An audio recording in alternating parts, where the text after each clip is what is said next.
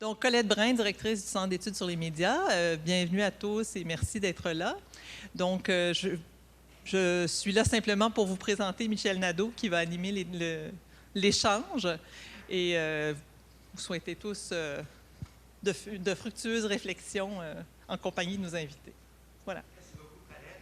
Nous allons démarrer maintenant. Nous avons 3 minutes de retard. Alors, donc, on va essayer d'être très précis. Alors, donc, vous connaissez le sujet de notre rencontre cet après-midi, c'est deux pouvoirs, l'argent et la presse. Alors, quelles sont les relations entre les patrons de presse et la politique? Et nous avons demandé à des gens de l'extérieur du Québec et du Canada de nous présenter leur point de vue sur cette question-là. Nous aurons 3 intervenants cet après-midi avant de passer à un échange avec les participants ici présents. Donc, pour démarrer maintenant, nous avions prévu l'ancien directeur du journal Le Monde, M. Éric Fotorino, qui malheureusement n'a pas pu se rendre à Montréal, mais qui nous a envoyé un message que vous allez voir à l'écran, une intervention que je trouve très pertinente. Donc, ça sera notre première intervention et ensuite nos deux collègues que je vais vous présenter un petit peu plus tard. Donc, première intervention d'une vingtaine de minutes, M. Éric Fotorino du journal Le Monde, fondateur de l'hebdomadaire Le 1, auteur d'un ouvrage important, Mon tour du monde, où il évoque, entre autres, divers aspects de la relation ambiguë entre les médias et la politique. Donc, première intervention, M. Fotorino.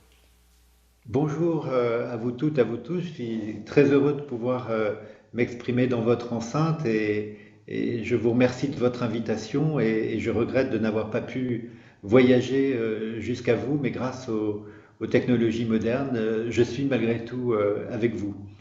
Alors, à la demande de Florian Sauvageau, j'ai essayé de réfléchir à la problématique de l'indépendance de la presse dans son univers à la fois capitalistique, politique, économique, social. Et je voudrais commencer par, plutôt que de donner des idées générales, commencer par vous livrer quelques témoignages d'une expérience que j'ai eue à vivre il y a quelques années lorsque j'étais le président et le directeur du journal Le Monde. C'était dans les années entre 2007 et le début de 2011. Et comme certains d'entre vous le savent ou s'en souviennent, Le Monde devait lever à peu près 80, 100 millions d'euros pour se recapitaliser. Et c'était un enjeu très important puisque ce journal, ce groupe de presse était endetté depuis des années, depuis la fin des années 90, le début des années 2000. Et il en allait de son indépendance, il en allait de sa survie, dans un contexte où le pouvoir politique était conduit, incarné par le président Nicolas Sarkozy. Dans cette période, l'équilibre du journal avait été obtenu, mais l'équilibre du groupe, lui, ne l'était pas, du fait de cet endettement et la vente des journaux, les recettes publicitaires qui, elles, avaient baissé, ne permettaient pas, évidemment, de rembourser ces dettes. Et donc, c'est une première chose, j'ai eu à constater qu'un journal n'est pas indépendant tant qu'il ne fait pas ses fins de mois. Il doit gagner de l'argent. Un journal est une entreprise, même si c'est une entreprise un peu différente des autres. Et en l'occurrence, Le Monde vivait depuis 1944 avec l'idée de rendre un service, presque un service public. Et d'ailleurs, tous ses salariés n'étaient pas conscients qu'il était une entreprise. Donc, dans cette période, les pressions politiques ont été assez importantes. Quand je dis pression politique, de quoi est-ce que je veux parler? Pour la rédaction, eh bien, j'étais le garant de son indépendance éditoriale et pendant le mandat, le quinquennat de Nicolas Sarkozy, nous avons travaillé le plus sereinement possible pour essayer de faire notre travail j'allais dire, à charge et à décharge, si on parlait comme dans le langage judiciaire, mais surtout avec le plus d'indépendance, d'honnêteté, sans faire de la chasse à l'homme, faire de la critique pour de la critique. Donc on a essayé le mieux possible de faire notre travail de journaliste.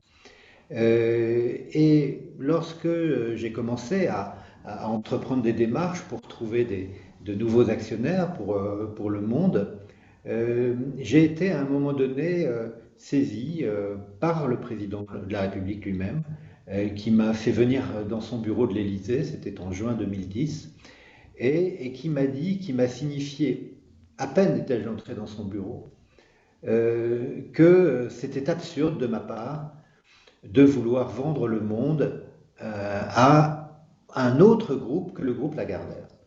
Je menais à l'époque quelques négociations avec un groupe italien, le groupe L'Espresso, avec la Repubblica de Carlo De Benedetti. J'avais des discussions régulières avec ce groupe. J'avais des discussions avec Claude Perdriel, qui dirigeait encore à l'époque le groupe du Nouvel Observateur. Et Nicolas Sarkozy m'a dit, voilà, il y a un grand groupe de presse en France, c'est le groupe Lagardère, et c'est idiot de votre part de ne pas vendre Le Monde à Lagardère. J'ai refusé d'obtempérer, j'ai refusé d'aller dans ce sens, le sens que m'indiquait le président, d'une part parce que je ne voyais pas en quoi le président de la République devait se mêler des affaires du Monde, quand je dis du monde en gothique, du monde du journal, bien sûr. Et deuxièmement, il n'y avait aucune raison que même affaibli financièrement, Le Monde aille se vendre à un groupe de presse qui était dirigé par un de ses propres amis, dont il a dit même qu'il était son frère, en parlant d'Arnaud Lagardère. Donc évidemment, on voyait toute la collusion possible qu'il y aurait eu, et la tâche qui se serait tout d'un coup projeté sur l'image du Monde s'il avait été un des joyaux de la couronne Lagardère. J'ajoute que depuis, Lagardère s'est débarrassé de bien de ses titres, et donc je pensais que la politique du groupe Lagardère en termes de presse n'était pas celle qui garantissait le mieux le développement d'un journal comme Le Monde et d'un groupe comme Le Monde, avec son site internet bien sûr, et puis l'ensemble de ses magazines, vous savez, Télérama, La Vie, et Courrier International. Ce qui est intéressant, c'est ce qui s'est passé après. C'est-à-dire que dans les 3 semaines qui ont suivi cet entretien avec Nicolas Sarkozy, 3 décisions ont été prises qui m'ont montré qu'est-ce que c'était que le pouvoir et qu'est-ce que c'était que le danger d'une proximité avec le pouvoir pour la presse. Je veux dire par là la chose suivante. Comme je vous disais à l'instant, Le Monde avait des dettes, il avait aussi des frais importants liés à son imprimerie. Et cette imprimerie, avec les responsables du Monde de l'époque, Louis Schweitzer, qui était le président du conseil de surveillance, et David Guiraud, le directeur général, nous avions entrepris de vendre cette imprimerie, parce qu'on considérait qu'un journal devait faire un journal, mais ne devait pas nécessairement avoir des machines et une imprimerie, une dimension industrielle. Donc nous étions en train de vendre cette imprimerie à des acteurs, des clients espagnols. Et cette imprimerie, il y avait une histoire à raconter qui était assez cohérente. Nous avions 3 gros clients dans cette imprimerie qui nous permettaient justement que ce poste-là ne soit pas un poste déficitaire, mais qui soit juste à l'équilibre. Les professionnels savent qu'on ne gagne pas beaucoup d'argent avec une imprimerie, on essaie de ne pas en perdre. Eh bien, ces 3 clients étaient Les Échos, était Direct Matin, le journal de Bolloré, de Vincent Bolloré, Les Échos, je rappelle, le journal de Bernard Arnault, et le 3e étant le JDD, le journal du dimanche, d'Arnaud Lagardère. Eh bien, dans les 3 semaines qui ont suivi, ces 3 clients de l'imprimerie qui assuraient évidemment l'équilibre de l'imprimerie, fragile mais réel, ont décidé de quitter l'imprimerie du Monde. Ça a commencé par un coup de fil de Vincent Bolloré. Alors, pour l'anecdote, il se trouve que j'étais à l'époque vice-président de Direct Matin avec Philippe Labro, donc ce gratuit que nous tirions sur les rotatifs du Monde à 800 000 exemplaires, et nous avions fait une réunion, j'allais dire presque de routine, quelques semaines auparavant, et Vincent Bolloré lui-même m'avait dit qu'il était très satisfait du partenariat avec Le Monde, qu'il augmentait sa diffusion de région en région pour son journal gratuit. Eh bien, Vincent Bolloré m'a indiqué qu'il allait retirer son journal des rotatifs du Monde, faisant valoir que le journal n'était pas très bien imprimé, que les annonceurs se plaignaient. Donc j'ai voulu savoir quels étaient les problèmes techniques. Est-ce que c'était au bout de 200 000, 300 000, 500 000 exemplaires? Mais je n'ai évidemment pas eu de réponse. La décision a été prise et le Direct Matin s'est fait imprimer dans une imprimerie belge en faillite dès la semaine suivante et donc n'était plus un client du Monde. Ensuite, c'est le Journal du Dimanche qui a décidé de lancer une nouvelle formule avec un nouveau format, un format plus petit, plus tabloïd. Et c'est là que Didier Quillot, qui était à l'époque le patron de Lagardère Active, m'a fait savoir, de façon très ennuyée, mais la décision avait été prise plus haut ça voulait dire du côté d'Arnaud Lagardère, m'a fait savoir que le JDD, le Journal du Dimanche, allait donc se retirer de l'imprimerie du Monde. Ça faisait 2. Et puis, dans la même période, j'ai reçu une lettre recommandée du PDG du groupe Les Échos de l'époque, c'était Nicolas Bétou, qui m'a indiqué que le groupe Les Échos allait retirer l'impression de son quotidien des rotatifs du Monde, et là, prétextant, en tout cas arguant, de non-respect de certaines clauses de contrat qui nous liaient, alors que nous étions donc en 2010, alors que le contrat qui nous liait courait jusqu'en 2013.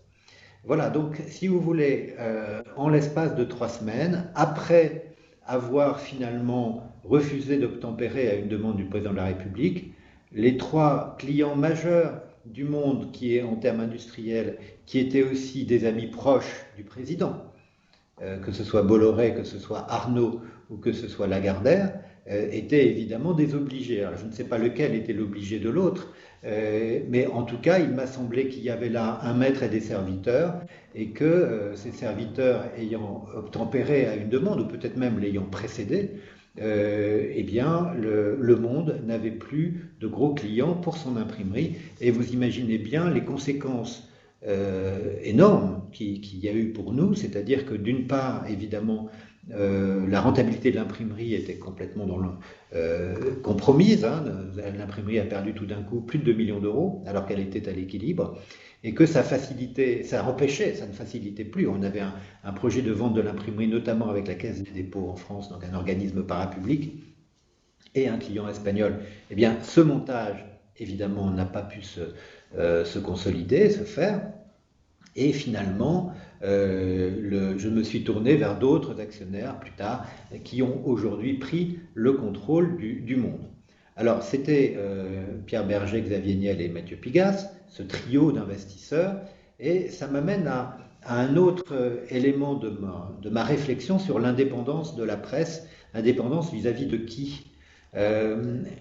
Évidemment, ce n'est pas la première fois qu'il y a des actionnaires dans un journal, et vous connaissez ces situations. Il est rare que les journalistes soient eux-mêmes propriétaires de leur journal, et ça ne veut pas dire pour autant que le journal n'est pas indépendant. Tout dépend des règles qui ont été fixées. Est-ce qu'il y a une sorte de muraille de Chine entre la rédaction, la ligne éditoriale, et puis les actionnaires qui sont censés s'occuper de gestion, de bonne santé du titre et de bonne gestion.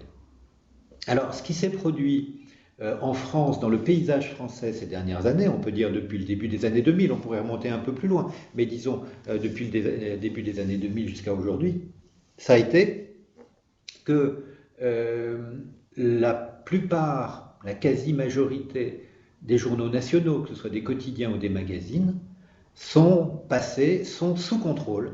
Ils sont passés entre les mains d'actionnaires puissants, d'actionnaires industriels et financiers qui n'avaient pas construit leur richesse, leur fortune dans le monde des médias. Alors, prenons quelques exemples. Le Figaro est entre les mains, le quotidien Le Figaro, entre les mains du groupe Dassault, du groupe aéronautique notamment, d'armement. Le groupe Les Échos, dont je parlais à l'instant, entre les mains du groupe de luxe Bernard Arnault, LVMH.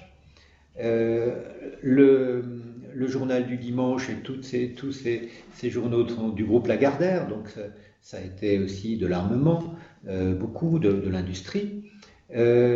Aujourd'hui, nous voyons que le quotidien Libération, comme d'ailleurs le groupe L'Express, sont passés entre les mains d'un grand spécialiste de la téléphonie, Monsieur Drahi, de la même manière que le trio BNP, comme on l'a appelé, Berger, Niel et Picasse, non seulement a racheté Le Monde, mais a aussi pris le contrôle de l'Obs, c'est-à-dire l'ancien Nouvel Observateur, que lui a cédé, pour une somme finalement assez faible, Claude Perdriel. On pourrait encore prendre beaucoup d'exemples, mais qu'est-ce que ça veut dire concrètement? Ça veut dire bien sûr que les rédactions restent indépendantes au sens où les journalistes, la plupart du temps, continuent de faire leur travail comme avant.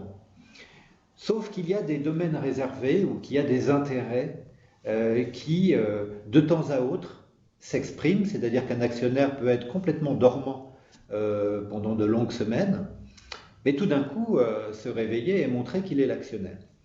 C'est le cas dans des campagnes politiques, dans des campagnes électorales, et on a vu certains actionnaires du Monde en 2012 marquer très nettement leur préférence, d'abord pour Dominique Strauss-Kahn, ça n'a pas duré, comme vous le savez, puis pour François Hollande. Donc, actionnaires politiques, mais aussi dans les grandes batailles industrielles, l'industrie du luxe, l'industrie de l'aéronautique, l'industrie de la téléphonie. Évidemment, on voit bien qu'il n'est pas neutre que Xavier Niel soit actionnaire principal du Monde, qu'il n'est pas neutre que Bernard Arnault soit l'actionnaire principal des Échos ou que Serge Dassault soit l'actionnaire principal du Figaro. Autrement dit, bien sûr l'indépendance, mais avec toujours le doute, l'ombre portée d'un possible conflit d'intérêts lorsque des journalistes essayant de faire leur travail dans un secteur qui est celui de leur actionnaire ne peuvent aller complètement au bout des investigations ou des informations qu'ils voudraient donner. A contrario, on peut imaginer que les concurrents de ces actionnaires peuvent subir dans les colonnes du journal contrôlé un sort qui n'est pas nécessairement le plus fair-play, le plus enviable. Donc ça va dans les deux sens.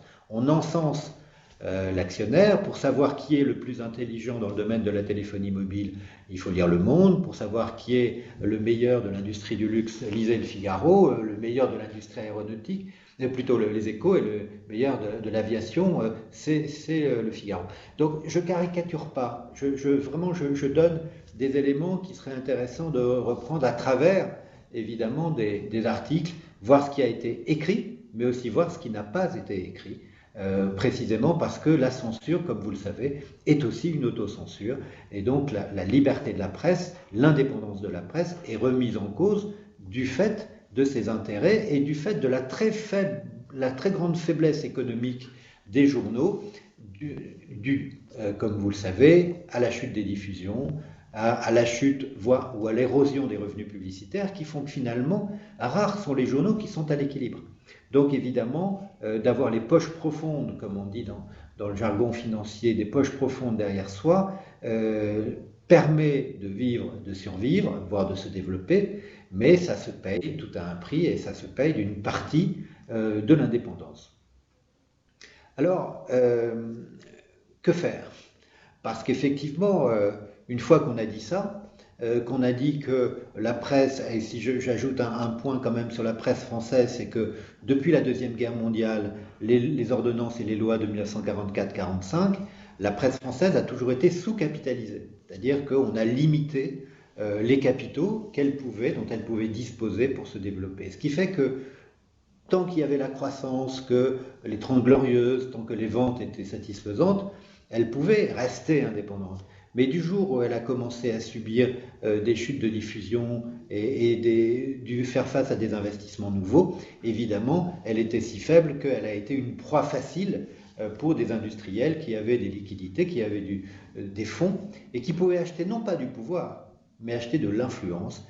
Et l'influence, c'est comme le lobbying. Je sais qu'au Québec, le lobbying est très réglementé, ce n'est pas le cas en France, mais en tout cas, évidemment, on voit des intérêts qui s'expriment avec une forme d'opacité.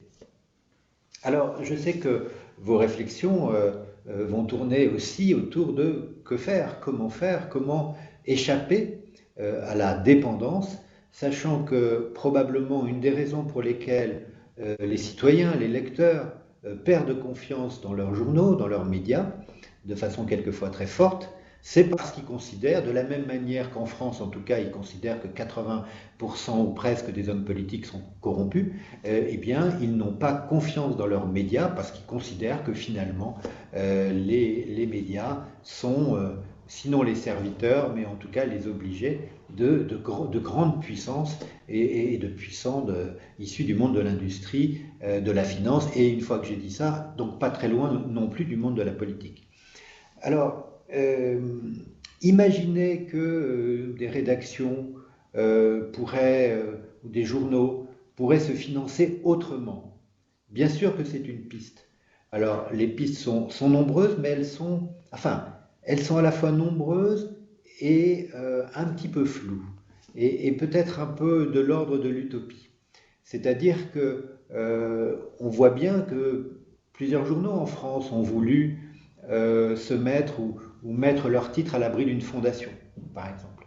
La fondation, c'est évidemment quelque chose de formidable parce que le titre est protégé, il y a de l'argent qui est là et qui lui permet justement d'échapper à tous les dangers liés au manque d'indépendance. La difficulté, c'est que ceux qui arrivent à créer une fondation, c'est qu'ils gagnent déjà de l'argent. Et donc, croire que parce que on est faible, on va pouvoir trouver des ressorts au sein d'une fondation pour se développer ou pour se protéger est un peu une illusion. Il faut déjà avoir de l'argent pour créer une fondation viable. Et ça, c'est quelque chose, c'est une piste qu'on avait regardée au monde et on a vu que malheureusement, elle était difficilement applicable, même si ce droit est en train d'évoluer. Bien sûr que sur le papier, c'est très séduisant. Il y a en France une fondation qui mériterait d'être auditionnée par vous, par vos experts, c'est la fondation Varenne, cette fondation qui contrôle le groupe La Montagne en France, le groupe de Clermont-Ferrand, et qui s'est vraiment étendue maintenant sur quasiment la moitié de la France avec la Nouvelle République, ça monte quasiment dans la région parisienne. Donc c'est un grand groupe de presse régionale et qui a autant de sa prospérité et s'est mis à l'abri d'une fondation et qui réussit fortement. Ça ne veut pas dire qu'il est à l'abri des difficultés, mais en tout cas d'un point de vue de son indépendance éditoriale, il n'y a aucun doute.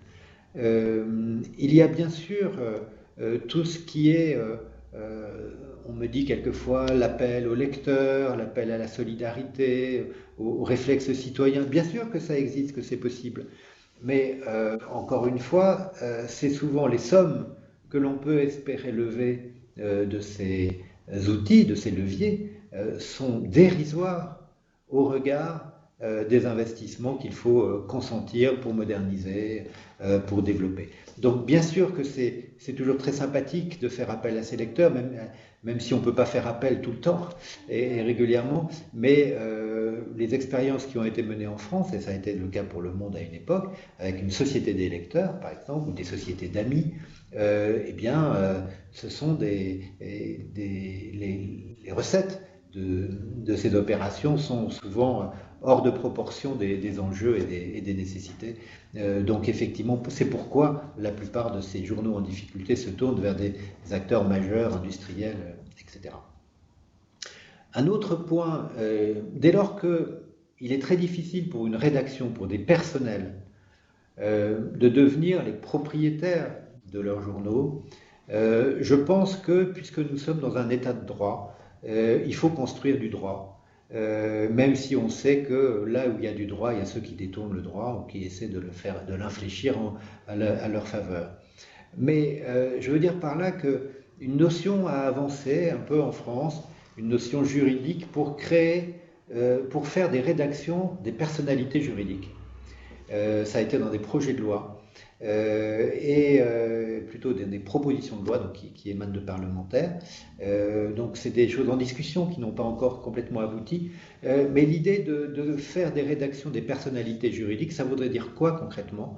Ça voudrait dire que si une rédaction devient une personne morale, une entité autonome, représentée évidemment par des journalistes, par des membres désignés de cette rédaction, eh bien, elle pourrait ester en justice, elle pourrait intervenir en justice, c'est-à-dire porter plainte lorsqu'il y a des abus évidents, ou pas d'ailleurs, d'un actionnaire qui veut profiter de sa situation dominante, de sa situation de financier d'un journal, pour contrevenir aux règles de la déontologie qui voudraient qu'il y ait une séparation pure et simple entre l'éditorial et la gestion et le capital. Donc cette notion de rédaction comme personnalité juridique, je crois qu'elle est importante, elle est intéressante, mais j'y vois aussitôt évidemment une faille, en tout cas une faiblesse. C'est que, certes, une rédaction n'est pas un chien qu'on mène en laisse, et tant mieux, les journalistes sont des gens indépendants, j'allais dire presque dans leur construction, dans leur ADN, ce ne sont pas des serviteurs, mais malgré tout, lorsqu'on est dans un rapport de force avec un pouvoir financier, un pouvoir de l'argent, il faut aussi avoir à la tête des journaux et dans les rubriques des journalistes qui peuvent tenir tête, qui peuvent justement considérer que l'indépendance, ce n'est pas un acquis gravé dans le marbre, mais que ça se défend chaque jour, ça se conquiert chaque jour, et qu'il ne faut jamais rien laisser passer, qui créerait un précédent de dépendance, parce que finalement, nos métiers, ce sont des métiers de transmission, de citoyenneté, qui ont pour finalité d'éclairer les lecteurs, d'éclairer l'audience, ceux qui nous écoutent, ceux qui nous lisent, ceux qui nous regardent, et c'est à eux que nous devons rendre des comptes, et non pas à un actionnaire. Un actionnaire, on lui rend d'autres comptes, on lui rend des comptes sur la bonne marche d'une entreprise, mais on ne doit pas rendre des comptes éditoriaux et surtout être à la merci de diktats ou de volontés plus douces, de main de fer dans un gant de velours de la part d'un actionnaire. Voilà ce que je pouvais vous dire en quelques minutes pour éclairer modestement vos travaux et en vous souhaitant de très bonnes et riches discussions. Merci beaucoup et bonne journée. Alors voilà, c'était le point de vue d'Éric Fotorino, un ancien directeur du quotidien Le Monde, qui nous a brossé un tableau de la situation française en même temps et de la problématique du financement du journal Le Monde. J'entendais Le Monde, mais aussi j'entendais Le Devoir à peu près, où la problématique se pose à peu près le même contexte.